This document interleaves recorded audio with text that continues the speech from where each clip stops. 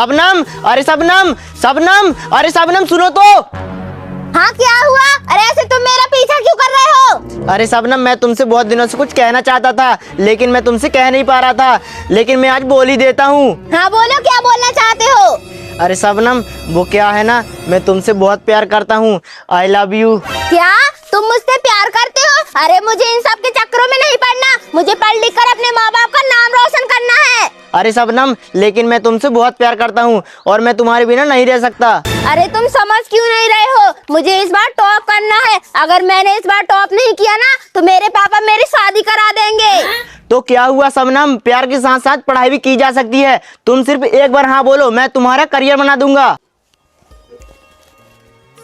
अच्छा ठीक है, I love you too. Sine theta, cos theta, sine theta, cos theta, cos theta, theta, theta, theta, theta, theta, ले ईटा, दे ईटा, ले ईटा, दे ईटा, ले ईटा, दे ईटा, ले ईटा, दे ईटा, ले ईटा, दे ईटा, ले ईटा। दे ईटा।